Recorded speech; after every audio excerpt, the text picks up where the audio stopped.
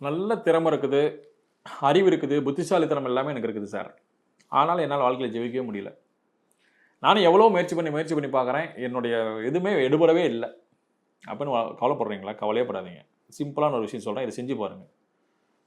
வளர்பிறையில வரக்கூடிய ஞாயிற்றுக்கிழமை நாளு, அதிகாலை பிரம்ம முகூர்த்த வேளையில எந்திரிச்சிருங்க. எந்திரிச்சு குப்பை மேனி செடி எங்க இருந்தாலும் சரி, இந்த குப்பை மேனி செடிய போங்க. அங்க காப்பு கட்டி பூஜை பண்ணி சாமி கிமியெல்லாம் கும்பிட்டு முடிச்சுட்டு, தேங்காய் பழம்லாம் உடைச்சு வச்சு சாமி கும்பிட்டு, என்னை காக்க வந்த குலதெய்வமே நீதான் அப்படின்னு மனசார சரணாகதி அடைஞ்சிருங்க. அடைஞ்சிட்டு குப்பை மேனி செடி தொட்டு கும்பிட்டு, அதனுடைய வடக்கு போகக்கூடிய ஒரு வேரை மட்டும் எடுத்துருங்க.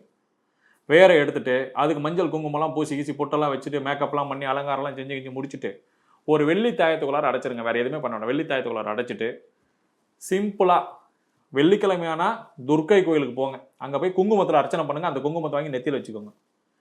ஞாயிற்றுக்கிழமை காலபைரவர் கோயிலுக்கு போங்க. அங்க போயிட்டு ஒரு 8 அகல் தீபம் போட்டு தீபம் ஏற்றி வழிபாடு செஞ்சுடுவாங்க. இந்த தாயத்தை கழுத்துல அணிஞ்சுக்கோங்க. தூங்கி எந்திரிச்சுமே தினமும் உங்களுக்கு தெரிஞ்ச மந்திரம் எதனாலும் சரி, ஓம் நமச்சிவாய, ஓம் கம் கணபதியே நம, ஓம் சரவணபவ, என்ன வேணாலும் சரி, டெய்லி ஒரு 108 முறை சொல்லுங்க. இந்த தாயத்தை வந்து தெய்வம் நினைச்சு மதிச்சு வழிபாடு செஞ்சுட்டு வாங்க. உங்களுடைய வாழ்க்கையில் எப்படி வெற்றி டப் டப் டப்னு உண்டாகுன்னு உங்களுக்கே தெரியாது. மிகப்பெரிய வெற்றிகளை தரக்கூடியது குப்பை மேனி. இந்த நாள் தான் ரொம்ப முக்கியம். என்ன வழிபாடு செய்யணுங்கிறது தான் முக்கியம். இது ரெண்டையும் கரெக்டாக ஃபாலோ பண்ணீங்கன்னா போதும். நிச்சயமாக உங்கள் வாழ்க்கையில் மிகப்பெரிய வெற்றி உண்டாகும்.